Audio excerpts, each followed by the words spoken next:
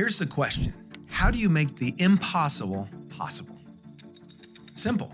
Remove the I am, the ego. Now, how do you step into that newfound possibility? With a series of small intentional steps. Never forget, the greatest among us started from humble beginnings.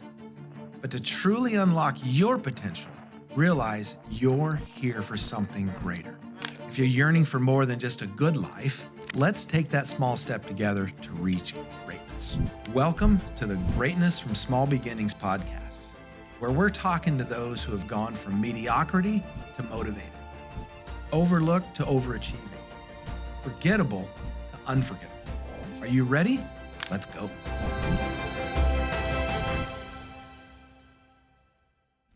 Welcome back, everybody.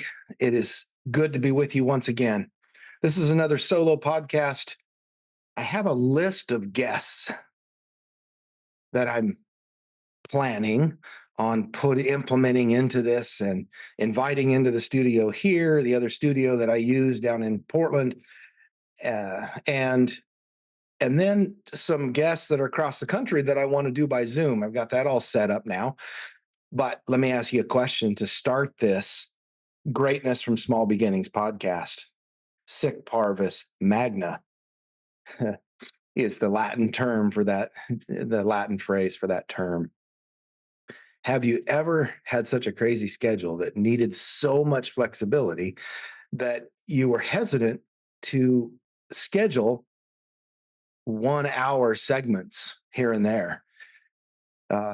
It's just been that kind of thing. It's not anybody's fault. There's nothing bad about it necessarily, but it's a little frustrating that I can't seem to I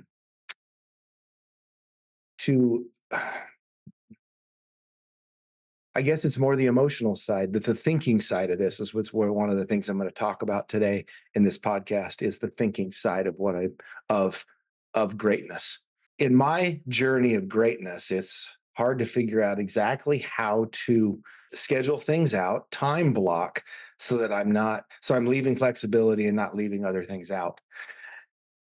And that's what this podcast, though I have a passion for it. If I was telling somebody, they said, "How's your podcast?" And I said, "Well, I wouldn't do anything else if I could. I would just talk to people. I would just find answers to questions. I would just enjoy other people's company and talk philosophy, religion, spiritual things. That's what I would do. But that's not the place in life I am. I help run a company. I have a major position there that I manage 6 other people and help them, try to put them in a position to succeed. That being said, I need to be available a lot. And these are questions that come up as they're doing their jobs, and I want to be available for those. But then it takes a little bit of my life away from the standpoint of scheduling things that I know are important. I just wanted to start the Greatness from Small Beginnings podcast today on Memorial Day with that thought that it's hard. It's a struggle for me. And if you can relate with that, man, if you could leave a comment somewhere on one of the platforms, if you could find me somewhere on social media, Keith L. Callaway is where you'll find me in most on all the platforms. That would be great. I would love to hear from you. We'll have an exchange of conversation. That'd be awesome. So, Greatness from Small Beginnings. That is, as most of you know, that is my story. One of the things that's helped me with my story over the years is reading certain authors, people I respect. Interesting thing has happened as I've talked to some of my good friends. I'm involved in a couple of organizations, okay? And these organizations, one of them has events and they invite important people to come, and important, put that in quotes. And it's interesting that I hear back from the leadership of that organization and I say, okay, we invited this person. Yeah, awesome speaker. But some of the stuff that's said out there in public about motivation, about serving others and servant leadership and some of the other subjects, they aren't completely off, but they're not exactly genuine, perhaps. And I thought that was super interesting that some of the speakers that we've had come in are a little bit testy and really not very nice. But one I did actually meet in person. He probably doesn't remember me, but of course I remember the moment. It's John Maxwell, and I believe he is, if I remember, he's 75 years old, and he's still in good health, but he was walking to his car, and so I walked with him along with someone else, and we just had conversation, which was nice. But then there was this finish, like to his car, and it was a little bit downhill, and he said, "No, I'll make it." And I said, "No, I'll walk with you just in case." And we had just a moment of conversation, just the two of us, and he's a very genuine man, and everything he writes he seems to live, and everything he lives he writes, and he shares with others. And so I do appreciate him being one of the few, perhaps, that you can say, okay, that is a person that walks his talk. That being said, I am going to show you this book. Hopefully you can get it, you can see it. There you go. That is it. How Successful People Think. It's a small book. It's 100 and some pages, but it's the format of it's very small. But it is a really good book. And so I've been going through it. It's called How Successful People Think, and we all want to measure a success when we talk about greatness, especially the greatness that we haven't achieved yet, the small in our past, the measure of greatness we have now, and then the greatness we're headed towards. It's always interesting to consider what other people have to say about that process. And John Maxwell does have some things to say about that process. And as I've been reading this book, and as you can imagine with the title of the book, he talks a lot about thinking. But then he asks the question, how do you stay focused in light of the fact that he quoted somebody that says, "Don't look back, something might be gaining on you," which means that there are dream killers all around us, and they're in us actually. We're probably our biggest problem. And our thinking, as I begin to understand it more and more as I get older, our thinking is what stands in our own way, or lack of thinking, perhaps. And he says, how do you stay focused? And he has 5 things, and I'll expand on them a little bit. He writes us about a page on each, but I won't go into the whole page. But he says, remove distractions. And and then he said it's critical, but how do you do this? So you discipline yourself to do certain things, you time block. I was just talking about scheduling people for this podcast, and often I don't time block effectively enough to make that happen. And then so if I see it in my calendar on, let's say it's Wednesday, that I'm going to record a podcast, then the prior week I should know that I can then pull someone in on that, in that hour or 2 or 3, whatever I've time blocked, and then reach out to them ahead of time to see if they're available to do that. And so this is one of the disciplines I'm constantly working on, is time blocking, and then planning ahead of time to fill that time block. But in that time block, we need to be selfish of our time. I heard a term yesterday. I was talking to one of the guys that coaches me about being selfish about our rest time, our uh, regeneration time. And he was talking about his almost 40-year-old son in a conversation they had. And that's very important to that son because he's more of an introvert, but he's forced into this life where he has to be around people and lead people. So he needs quiet time to recharge. And I thought it was a really good example of what this is understand yourself and then understand what the distractions are. For me, sometimes distractions are when I sit down to do a project, or when I'm in a conversation with somebody, I can talk for 2 hours as long as it's a stimulating conversation and it's moving. But when it comes to sitting down by myself doing projects, I need to move a little bit. I need to I need to actually stand up. I need to actually move around and take a moment to think. And then sometimes I need to actually switch projects for a bit and then come back to the one so that I can kind of recreate the starting energy that I had. So that's for me. Maybe that's ADHD. I don't know what you call that necessarily, but I've always been that way. That focusing on a project for hours at a time is very difficult for me and always has been because I like to move and I like to bounce around. My grandfather, during a time that just this is years and years ago. This is 30 years ago or more, actually close to 40 years ago. We're sitting in a room, the family, and we were supposed to describe something about the person to our right, and I was to his right.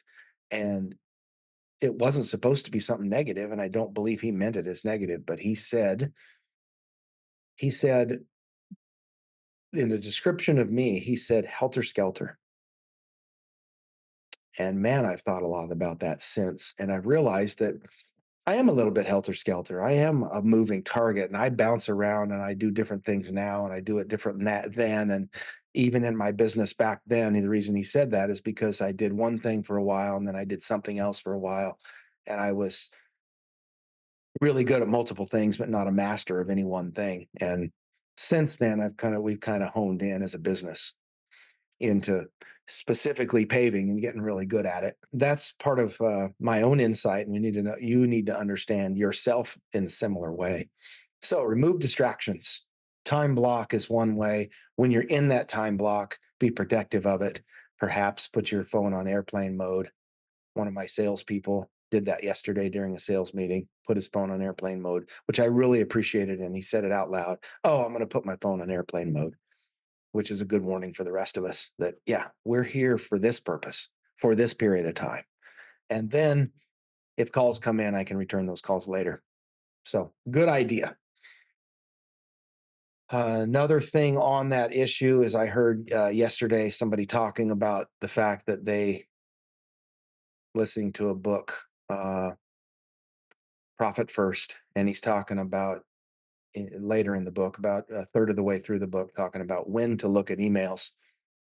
He said, I do a quick glance through early in the morning, not early, but when he first gets to work, and then does them again just before lunchtime, time blocks him again just before he finishes his work day, and then another time in the evening after dinner. Um, he said before bed, but that would kill me. I don't like going through emails right before bed. Usually, sometimes it gives me too much to think about as I'm trying to relax my brain. But I thought that was a really good thing that maybe 3 to 5 times a day that we dig into our emails, but not constantly all day long, because that's allowing people to peck away at our day and giving them power uh, over our mind and our thinking and our strategies, the thing that we need to do. It puts them first before us and what we need to do. Number two, make time for focused thinking, which is actually a kind of a time block thing. And whenever your mind is more active, John Maxwell says that he does that in the morning. He's the most active in the morning. His brain is the sharpest. That's the way I've discovered that I am too. I've never been much of a morning person, but after my morning routine where I begin to wake up, that's a really good time for me to consider reading, writing, the things that go a little bit deeper. That's the best time for me. But make time, take it perhaps from something else, time block that time for focused thinking. And you might actually come up with, he suggests coming up with some things you're planning on thinking about, which might be one of your top things. If you're a writer, write in the mornings and think about a certain subject and write about a certain subject. If you're writing a book, well, what's next? What's coming next? Think through it. You might have had ideas the day before and then unload those ideas on paper. Number three, keep items of focus before you. He talked about a tool that is like a yellow pad or something you keep on the desk just to write down ideas so that you're not distracted, so that you'll remember the idea, but you can continue with the one you're working on. really, really good for me to consider. I also was telling somebody in regards to customers and different things I need to remember in the business. I need to use a list of notes, and I go into the notes compartment in my phone, and I have probably 30 or 40 categories, some of which are just old and I rarely use them. It might be some of my passwords and different things might be in my notes. But keep those things that are relevant, ideas that come across your brain. I have podcast ideas, and I write those down in that notes section, and then I often review those. But he suggests having something to write on right on your desk as you're doing a project. Then have a place to write those down so that you don't forget them, so that you can continue moving back to what's important to you in that moment. And then he says, set goals. I did set some goals this year. Some of them are carryovers or expansions of last year's stuff. And so I appreciate those in a different way this year than I have in the past. They are not, most of them are not new goals. I have one of them that's a 5 to 10 year goal. And I'm not sure that when I get there that I'll even do that thing, to be honest. I just want to put myself in a position to be able to. And it's kind of a financial goal. Um, but but I'm always looking now for ways to accomplish things because I do several times a week rewrite that same list and consider the expansion of that list. Like, what do I need to do to get to that goal? Is there anything I can do today or this week? And that's really good to do. And then, of course, use the SMART method. Keep it simple. Measurable. All those things. Um, to attainable. Like, you want the goal to be something systematic that you can get to. Use the SMART method. You can find that method in lots of places on the internet. It's all over. You just push in SMART method and it'll come up. And if you want any help setting goals, I've done it hundreds of times with others and many, many times with of my own by myself. And then the thing he finishes with, which I think is really interesting, when he talks about thinking, check your progress, question your progress, which is another skill of thinking. How do I figure out if I've moved the needle? And this is something that's really good to do often do assessments. And it doesn't necessarily have to be on a calendar, but quarterly, weekly, monthly, something.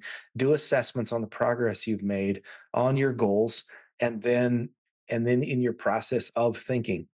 I'm a better thinker now than I used to be, and part of that has come by me starting 4 or 5 years ago helping others set goals. And I realized that the goal setting process using the SMART method is actually a thinking thing.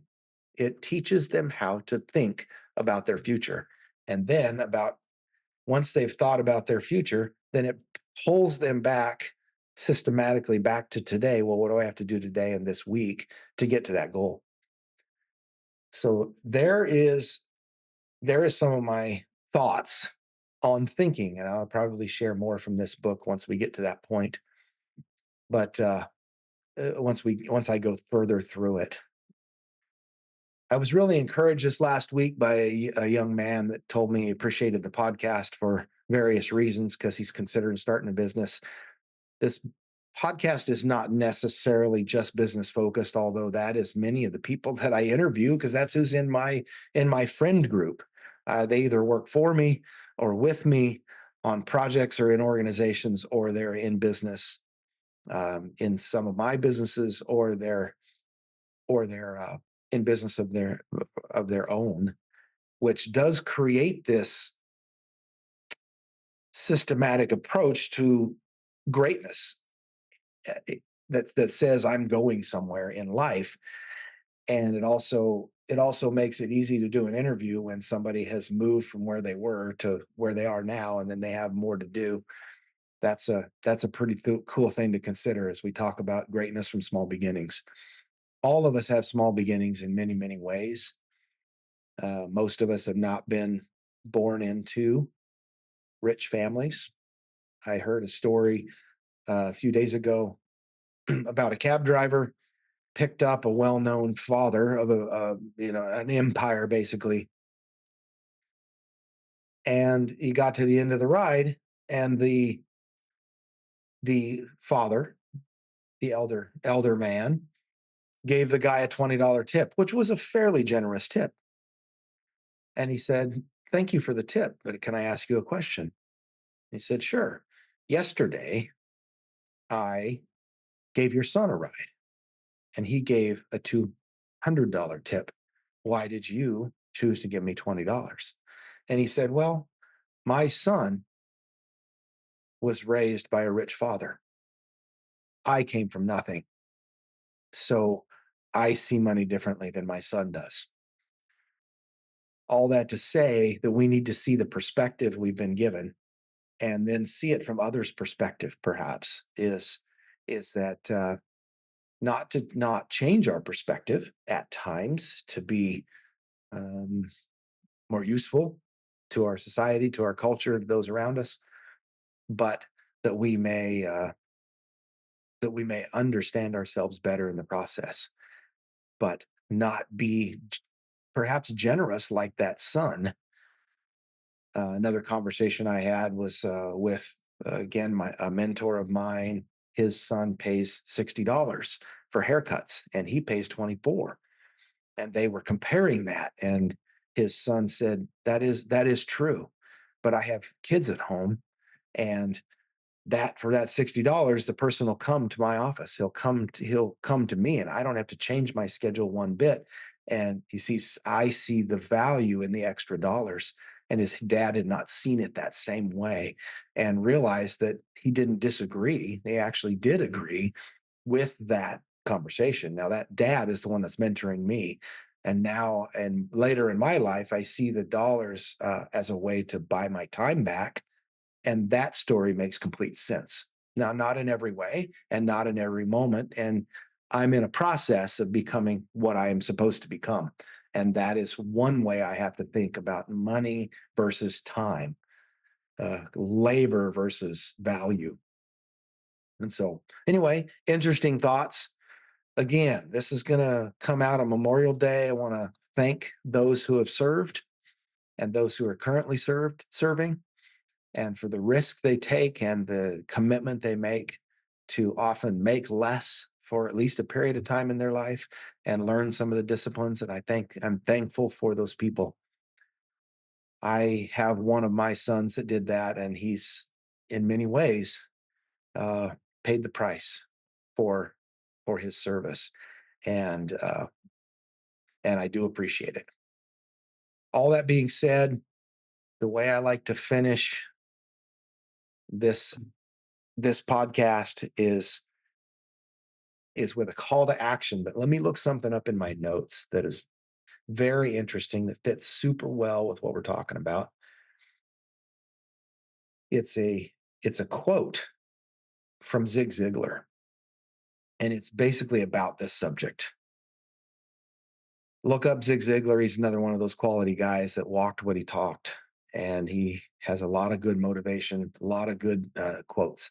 He says about you and about me: "You were designed for accomplishment, engineered for success, and endowed with the seeds of greatness." What do you have to do with seeds? You have to plant them, you have to nurture them, you have to weed around them, and you have to allow them to grow and give them time. Let me read it again, and then I'll finish with the call to action. You were designed for accomplishment, engineered for success, and endowed with seeds of greatness. Now, go be great.